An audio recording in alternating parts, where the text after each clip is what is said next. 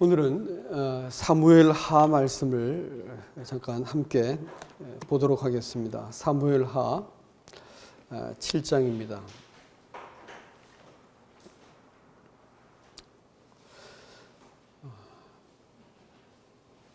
사무엘 하 7장 말씀을 제가 조금만 읽겠습니다. 2절 말씀을 왕이 선지자 나단에게 이르되 볼지어다 나는 백항목 궁에 살거늘 하나님의 괴는 휘장 가운데 있도다. 5절 말씀 가서 내 종 다윗에게 말하기를 여호와께서 이와 같이 말씀하시되 내가 나를 위하여 내가 살 집을 건축하겠느냐. 11절 말씀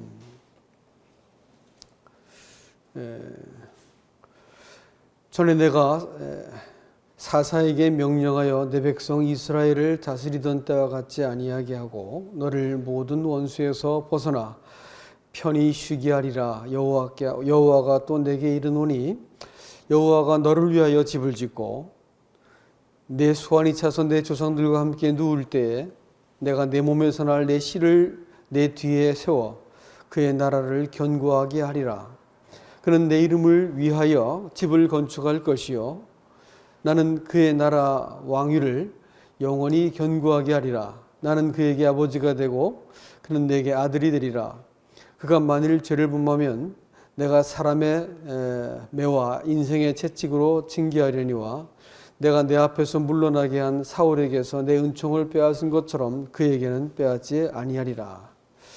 내가 내 집과 내 나라가 내 앞에서 영원히 보존되고 내 왕위가 영원히 견고하리라 하셨다 하라. 아멘. 다윗이 갖고 있는 오해가 있었습니다. 그것은 그가 좋은 마음으로 하나님의 집을 짓겠노라고 결심을 했습니다. 자기는 백향목 집에 살고 있는데 하나님의 괴는 휘장 가운데 있는 것이 못내 마음에 쓰여서 그가 이렇게 성전을 건축할 뜻을 가졌습니다. 그런데 하나님이 여기에 대해서 좀 강한 어떤 그 표현을 하시는데 네가 나를 위해서 집을 짓겠느냐 이렇게 되물으셨어요. 그리고 내가 너를 위해 집을 지을 것이다 이렇게 하셨거든요. 여러분 이 말씀은 우리가 생각하는 것처럼 그가 손에 피를 많이 묻혀가지고 너는 안 되겠다 이 말씀하시려는 게 아니고요. 집은 하나님이 짓는 것이다 라는 거예요. 하나님이 자기의 집을 지으시면서 그 사람을 자기 다윗을 그 집안에 섬기는 사람으로 두시겠다라는 뜻입니다. 그래서 그를 다스리는 자로 두어가지고 그 하나님 아버지의 이름과 영광을 드러내도록 하기 위해서 나를 위해서 그 집을 짓겠다라고 말씀을 하셨습니다. 그리고 그 집은 누가 짓냐면 네 몸에서 날 씨가 짓겠다 이렇게 하셨는데 우리가 그 당시의 의미로 볼 것 같으면 솔로몬이 집을 짓는 것이었습니다만은 실은 여기서 말하는 그 씨는 예수 그리스도를 이야기합니다. 장차 그 예수 그리스도께서 오셔가지고 한 집을 지으실 것인데 그 집은 영원히 그 위가 견고할 집을 우리 하나님께서 지으시겠다 이렇게 말씀해 주셨습니다.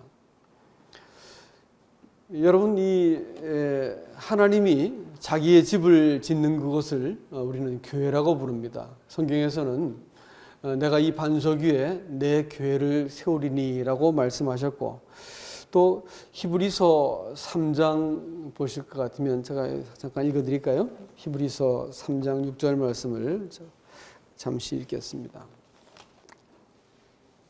그리스도는 하나님의 집을 맡은 아들로서 그와 같이 하셨으니 우리가 소망의 확신과 자랑을 끝까지 굳게 잡고 있으면 우리는 그의 집이라. 여러분 하나님이 집을 지으시는데 이제는 그 집을 뭐라고 말씀하시냐면 아들이 그 집을 짓기 위해서 몸소 행하셨고 그 다음에 우리가 아들이 지으신 그 집을 잘 붙들면 우리가 집이 되겠다 이렇게 또 말씀을 하셨습니다. 그래서 그 사람이 하나님을 위해서 어떤 집을 지어드리는 것이 아니고 하나님이 우리를 집을 삼겠다라는 그런 말씀이고, 우리를 그 집의 한 부분으로 삼아가지고 예수 그리스도를 통해서 만들어내시는 집에 대해서 우리 하나님께서 뜻을 품고 계셨기 때문에 다윗의 이와 같은 소원을 받아주시지 않으셨습니다. 그러니까 하나님은 우리를 집이라고 말씀하셨고, 우리가 하나님의 집으로 지어져 가는 과정에 대해서 매우 관심이 많으세요. 이 큐티를 이렇게 하면서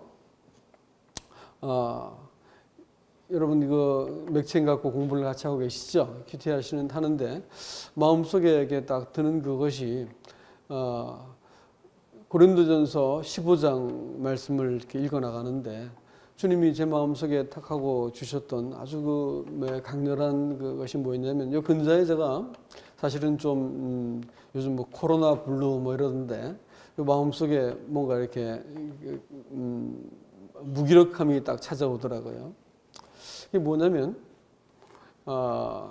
예전에 뭐 이렇게 일상으로 돌아가는 일들을 이렇게 할 때는 저것도 일 같고 내가 해야 될 일이 여기저기 보여서 그냥 그 따라가면서 일상을 반복하며 쭉 살아왔었는데, 딱 집에 갇혀 있으니까 저게 일이라고 생각했던 것이 일이 아닌 것이에요.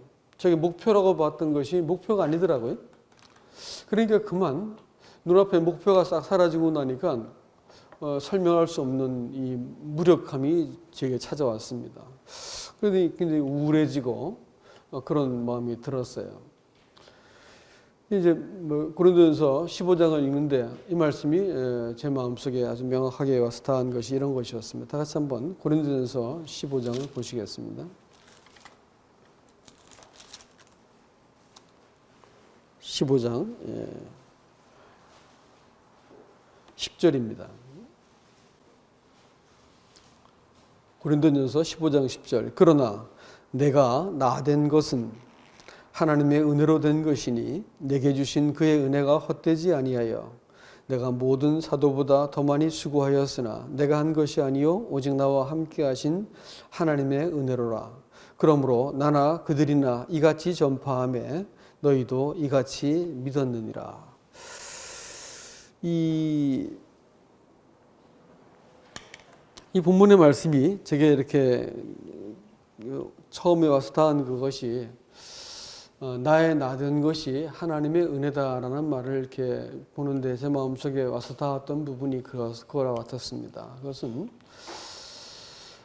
한 사람이 평가를 받는 그것은 타인과 나 자신에 의한 것이 아니라는 것을 알게 되더라고요. 그것은 오직 하나님만 사람을 평가하실 수 있다라는 것이었습니다. 아침에 식사한다고 아이들이 둘러앉아서 이렇게 아이들 얼굴을 쳐다보고 이야기를 하는데, 나이가 아이들이 이제 뭐 20대, 30대가 다 되는데도 불구하고 얼굴을 이렇게 들여다보고 있으면 그 아이들의 약점과 못나고 연약한 것이 다 보여요. 근데 제 마음속에 아이들에 대해서 갖고 있는 소망과 아이들이 온전해지기를 바라는 기대감과, 이것은 절대 포기할 수 없죠. 긍휼한 마음을 가지고 이 아이들이 하나님 앞에 잘 세워지를 이런 마음을 갖게 되면서 아이를 바라보는데 주님 마음이 떠올랐습니다. 하나님이 내 평생 내 모든 약점과 실수와 연약함 이것을 다 끌어안으시고 내 인생을 이렇게 동행하여 주신 그것 때문에 하나님의 은혜가 나를 지어내셨구나라는 것들을 내가 알게 되었었습니다. 근데 이제 아이를 바라보면서 주의 마음이 이와 같으셨겠구나라는 것이 생각이 들면서 참 이렇게 마음속에 감사가 되었습니다. 여러분, 이 사람의 일생을 내가 이것을 열심히 잘해가지고 이렇게 했어 라고 얘기한다 할 것 같으면 성경이 가장 미워하는 것이 될 것입니다. 하나님이 그 사무엘하 7장에서 사무엘하 말씀에서 사울을 버리실 때 결정적인 것이 뭐냐면, 그가 하나님 말씀을 순종치 않은 것도 있었지만 뒤에 전쟁을 이기고 나서 자기를 위해서 기념비를 세웁니다.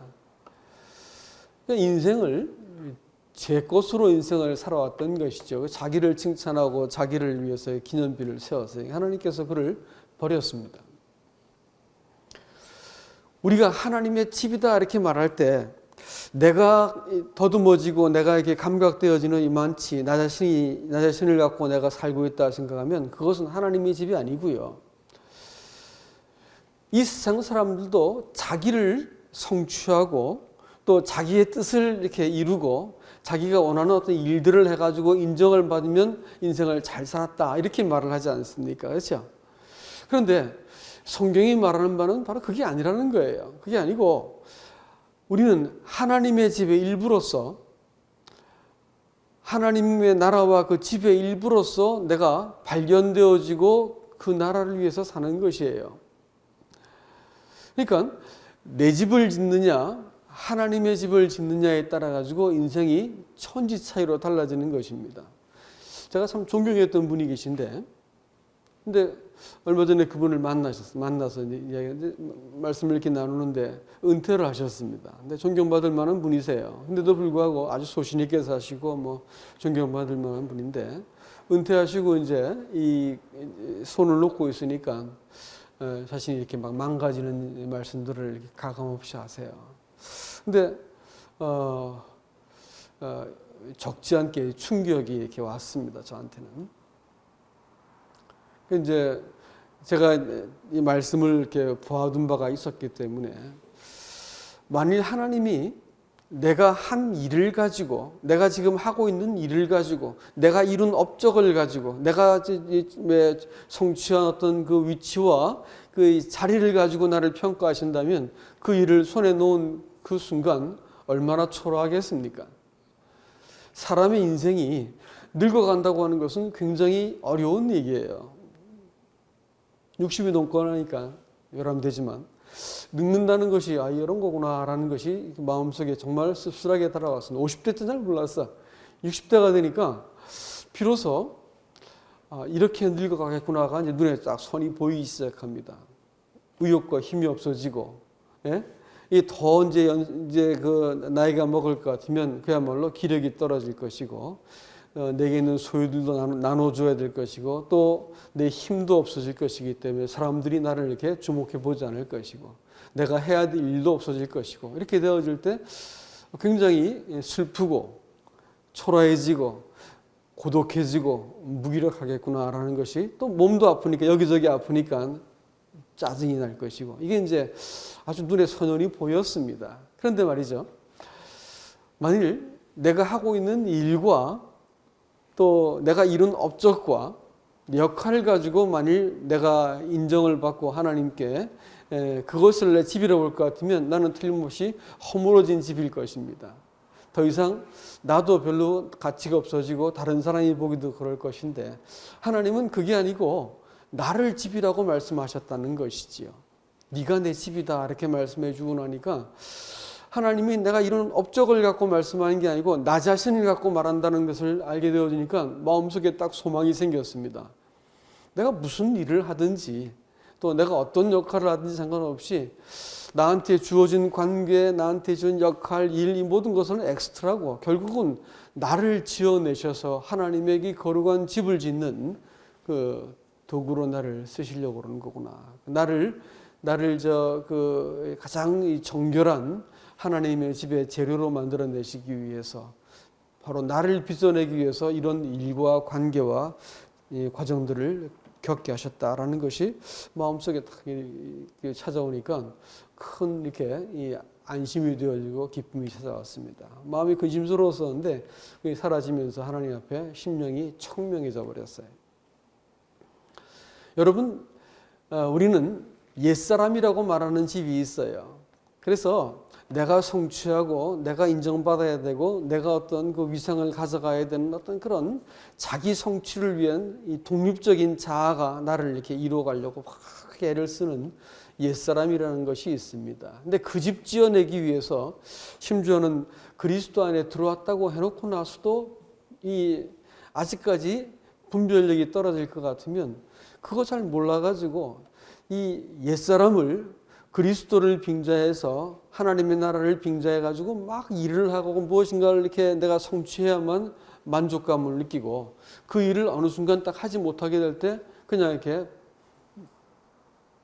바람이 빠져버린 그 어떤 풍선과 같이 훅 가라앉아가지고 아무것도 못하게 되어지는 의욕이 떨어지는 사람이 될 수 있습니다. 이걸 우리가 잘 보지 못하면 이 옛사람의 기초 위에다가 나를 자꾸 쌓고 또 나를 자꾸 강하게 만드는 것이 신앙생활을 하는 것이라고 착각을 하게 되어 있습니다. 근데 그것은 사실 신앙이 아니라는 것을 자주자주 느끼게 됩니다. 그건 신앙이 아니고요.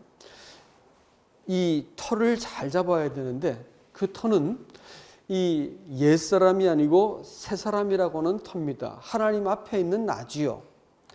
이것을 내가 바라보게 되어질 때 내가 더러 넘어지고 더러 내가 무엇을 또 잘하기도 하고 하는 그것이 내 하나님 앞에서의 그 마음과 그 위치를 조금 더 흔들거나 바꿀 수 없다는 것을 알게 되는 것입니다. 안 그러면 내가 하고 있는 일과 사람들이 인정해주고 인정해주지 않고 하라는 것들 때문에 신앙이 막 마구마구 흔들리게 되어 있습니다. 이런 것들이 다 떨어져 나가도 당신만 있으면 내가 됩니다. 당신의 구원으로 내게 충분합니다. 내가 그 구원으로 기뻐하겠습니다. 라고 말할 수 있는 그것은 여러분 새 사람 위에 기초를 둔 하나님과의 관계를 맺고 있으면 우리는 이와 같이 하나님을 늘 흔들림 없이 대면할 수 있습니다. 여러분 이 옛사람이라고 하는 것 우리가 옛사람이 되고 싶어 되나요? 우리는 새 사람으로 불림을 받고 우리의 신분은 새 사람이라고 하더라도 조금 하나님 앞에서 우리의 중심을 놓치고 초점을 흐릴 것 같으면 어느 순간 훅 넘어가 있어가지고 우리의 욕망과 생각의 포로가 되어 있고, 예? 그 마음속에 있는 그 사상과 이론이 우리를 흔들어 버립니다. 그래가지고 어떤 함정에 빠진 것처럼 거기서 막 분노하고 막 그 노여워하고 어쩔 줄을 몰라 하고 보복해야 되고 또 내가 이것을 그 인정받아야 되고 그러면서 막 몸부림을 치게 되는 겁니다. 그렇기 때문에 제일 먼저 이 복음은 사실은 자기 자신에게 잘 전해야 됩니다. 증명을 해야 되는 거예요. 복음이 자기한테 사실 전해지지 않기 때문에 복음을 막 말을 하는데 내가 나하고 평화롭지 못해. 내가 있는 모습 그대로 하나님께서 받았다고는 사실 앞에 내가 쉬지 못하기 때문에 어떻게 하든지 내가 어떤 사람이 돼야 되고 무엇을 성취해야 되고 내가 잘해야지 하나님께서 나를 인정할 것이다고 하는 착각에 빠지게 되는 거예요. 그러니까 신앙이 계속해서 쉼이 없어져 버리는 거예요.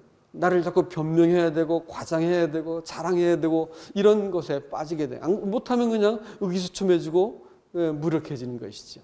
이런 일들이 얼마든지 일어날 수 있습니다. 그리스도인의 삶 속에서.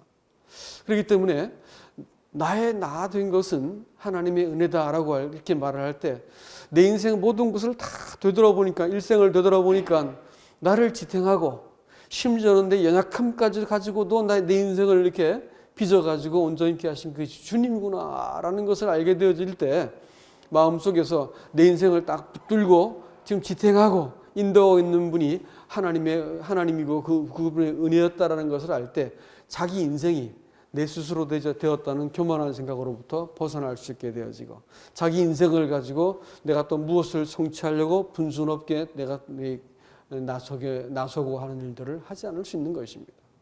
자기에 대해서 내 인생 모두는 하나님의 은혜가 나를 붙들어 내셨습니다 라고 고백하고 자기에 대한 평가를 하나님의 눈앞에서 그 은혜 앞에서 자기를 평가할 수 있으면 하나님의 사람인 것이고 자식이 커가지고 아버지 고맙습니다. 어머니 고맙습니다. 이렇게 이제 말을 해요. 당신들 때문에 제가 이렇게 살 수 있었습니다. 이렇게 말해주면 그 아이가 무엇을 성취하든 뭘 했든 그것보다 부모로서 더 그 보람찬 일이 있을 수 있을까요? 그렇죠? 아이가 자기를 키워준 부모에 대해서 고마워 감사한 마음을 가져요. 그러면 그것만 가지고도 충분히 부모는 보상을 다 받은 거게 될 거예요. 하나님이 사람을 창조하셨어요. 창조하시고 또 구속하시고 구속한 사람을 견뎌가지고 말할 수 없는 탄식과 중보를 통해서 우리를 끝까지 하나님 앞에까지 데려가시는 분이 성령님이시고 우리를 구속하시고 하늘에서 중보하고 계신 분이 예수 그리스도세요. 그러면 우리가 그 앞에 가서 기꺼이 면류관을 벗어드리고 제가 아니라 주님이 하셨어요 라고 말할 수 있어야겠지요. 그러니까 신앙생활이라고 하는 것이 내 인생을 지금까지 이끌어온 것이 주님이셨어요 라고 말을 할 때 그런 사람하고 대화를 나눌 때 어떤 생각이 들어질까요? 그런 사람과 대화를 나누면 소위 교제라는 걸 할 것 같으면 마음이 편안함이 있어서 옵니다. 주님이 보여요. 근데 나 이렇게 대단한 사람이야. 나 많이 알고 말이야. 많이 이뤘고 나 대단한 경험한 사람 이렇게 하면 한 번, 두 번은 만나주겠지만 두 번, 세 번 만나면 짜증이 나고 만나고 싶지 않겠지요. 그러면 그리스도 안의 교제는 뭘까요? 주님이 지금까지 나를 인도하셨습니다. 자기에 대해서 정확한 정체성을 갖는 것이지요. 그렇죠? 은혜가 나를 지금까지 있게 만들었습니다. 라고 바울은 그와 같이 자기에 대해서 이 하나님의 은혜를 통해서 볼 수 있는 같은 안목을 가졌다라는 것입니다. 두 번째는 내가 더 많이 수고한 그것은 나와 함께 하신 하나님의 은혜였다라고 말을 하고 있습니다. 그가 하고 있는 일도 마찬가지였습니다. 사람들은 탁월한 영도력과 또 조직력과 뭐 이렇게 이 힘을 가지고 지혜를 가지고 이렇게 일들을 합니다. 뭐 그런 것을 제가 나쁘다 말씀드린 게 아니고, 그러나 시간이 조금 지나고 볼 것 같으면 그것은 내 힘으로 한 것이 아니라는 것을 조금만 지나면 알 수 있습니다. 근데 그 당시 이렇게 혈기방장할 때는 내가 다 한 줄 알았어요. 근데 시간 지나고 나니까 하나님이 하셨습니다. 그러니까 요즘은 어떤 일을 할 때 하나님께 먼저 묻게 되는 것이 자연스러운 일이 되었습니다. 그리스도인의 삶은 하나님이 내가 만나는 그 모든 일 가운데 하나님이 개입하셔가지고 하나님이 그 일을 하게 만드시는 거예요. 근데 오늘 여기서 은혜가 헛되지 아니하여라는 이 말을 덧붙이고 있습니다. 하나님의 은혜가 헛될 수 있는 길이 두 가지가 있어요. 한 가지가 뭐냐면 하나님의 은혜를 몽땅 가지고 뭘 하냐면 자기 위에다가 집을 짓는 거예요. 하나님의 힘 주세요, 뭐 주세요 해가지고 뭐 하냐면 자기 성취를 위해서 하나님을 빙자해서 자기 성취를 하려는 사람들이 있습니다. 그것은 아무리 해봐야 아무 소용없습니다. 해놓고 나서 내가 이만큼 대단해라고 말하는 순간 그 모든 건 다 허물어질 것이기 때문입니다. 그건 두말할 것 없이 그것은 모래 위에 지은 집이에요. 하나님의 집이 아닙니다.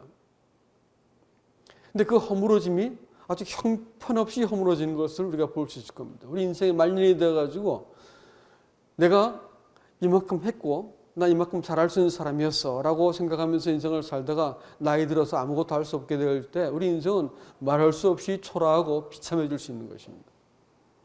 그러나 내 인생 자체가 주님 은혜로 나를 이렇게 인도해 오셨고 내 인생 자체가 하나님이 도우심과 그 은혜 때문에 나를 견디시고 감당케 하셨어 라고 말할 것 같으면 내가 영광을 가지고 나한테 돌려야 될 이유가 없고 하나님께 돌려드릴 수 있는 것입니다. 그렇기 때문에 이 은혜가 헛되지 않기 위해서는 이것을 나를 강하게 하고 내가 무엇인가를 성취하기 위해서 은혜를 빙자하는 것이 아니에요. 정말로 어디에 있는 무슨 집을 위해서 인생을 사는가를 따져봐야 됩니다. 하늘에 있는 집이냐 땅에 있는 장막이냐 이게. 바울은 말할 수 없이 사모하기를 뭐라냐면 이 땅에 있는 장막이 허물어지면 하늘에 있는 장막이 되어 있는데 나 그 덧입기 원한다. 그 장막을 덧입기 원한다 이렇게 말했어요. 날마다 삶을 살아갈 때 하늘 장막, 하나님 앞에 있는 나 자신을 하나님께서 빚어내시기 원하신다는 걸 깨닫고 내가 그 앞에서 삶을 살아내는 것입니다.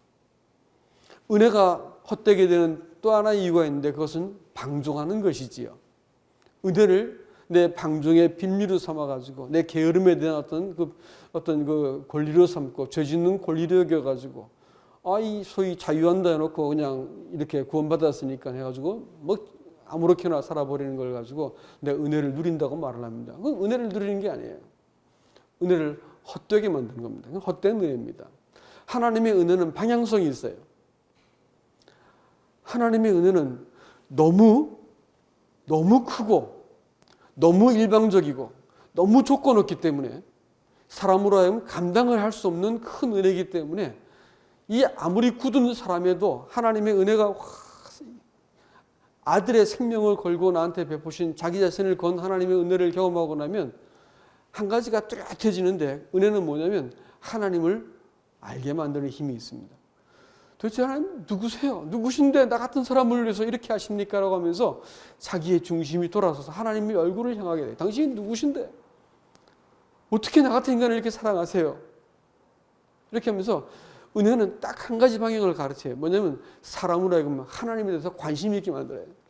하나님을 알고 싶게 만들어지고, 하나님의 일이라 할 것 같으면 내가 손발을 걷어붙이고 뛰어나가게 만들고, 하나님과 관계된 것이면 나한테도 관심이 있게 되는 거예요. 이렇게 만들어버려요. 하나님의 일은 틀림없이 사람으로 하여금 하나님께 열심히 있게 만들고, 하나님께 대해서 이렇게 알고 싶게 만드는 그런 경향성이 있다는 것입니다. 근데 헛된 은혜는 뭐냐? 자기를 위해서 내 용서를 받아 죄를 탕감받았기 때문에 그 다음부터는 죄를 지어도 문제가 없는 거예요. 끄떡없게 되어버리는 것이. 그건 헛된 은혜입니다. 오늘 바울은 자기가 이 은혜를 입고 나서 다른 사도들보다 더 많이 수고했다라고 이야기를 합니다. 나나 그들이나 이렇게 전하고 너희도 이렇게 믿는다라고 성경은 말하고 있습니다. 이걸 저는 교제라고 봅니다. 그리스도인들이 이와 같은 교제를 통해서 이 하나님이 나에 대해서 그 은혜로 대면해 주신 것, 또 내가 지금까지 감당한 그 모든 일에 대해서도 하나님이 나를 감당해 주신 것을 내가 말하기 시작할 때 이제 교제가 되는 것이고, 이것은 성도들을 살려내고 힘을 얻도록 만드는 것입니다.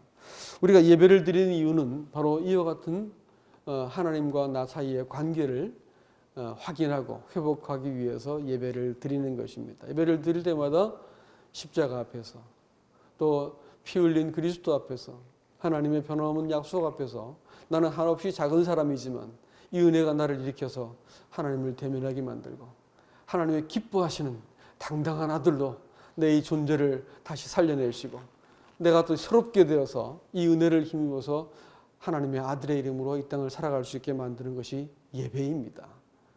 참 얼굴을 여러분들 뵙고 예배드리기를 참 사모합니다. 이 말씀을 이제 마치도록 하겠습니다. 여러분, 자꾸 세월은 변화되고 이렇게 또 마지막 때를 향해서 이렇게 막 하나님이 시간표를 서두르는 것처럼 보여요. 그렇지만 여러분 잊지 마십시오. 우리가 이 예배를 통해서 하나님의 은혜가 나를 하나님의 집으로 지어 나가시는 이 일들을 하고 계시다는 것이고, 하나님의 은혜가 나를 있는 그대로 보아주시고, 하나님의 은혜가 나를 또 내가 속한 모든 일과 내 가정과 내 관계된 모든 것들을 그 은혜로 감당케 하신다고 하는 사실을 통해서 우리가 어느 날 나 자신을 바라볼 것 같으면 초라하고 또 이렇게 못나 보이고 하나님께 부끄러울 때가 참 많이 있지 않습니까? 그렇지만 여러분 속지 않길 바랍니다. 여러분이 여러분을 평가하지 마세요. 다른 사람이 여러분을 평가하도록 허락하지 마세요. 하나님께서 나를 보시는 그대로 내가 너를 얻어내기 위해서 네 인생 그 모든 엑스트라들을 동원해서 바로 내가 너를 지어내기 위해서 네 인생을 지금까지 동행했다라고 하는 이 놀라운 사실들을 기억하시고, 사랑하는 몸된 교회 성도들과 함께 또 이런 교제를 나누시면서 우리가 하나님의 것으로 존귀한 이 하나님의 집으로 서로를 사랑하고 섬기고 세워갈 수 있기를 주님의 이름으로 축복합니다.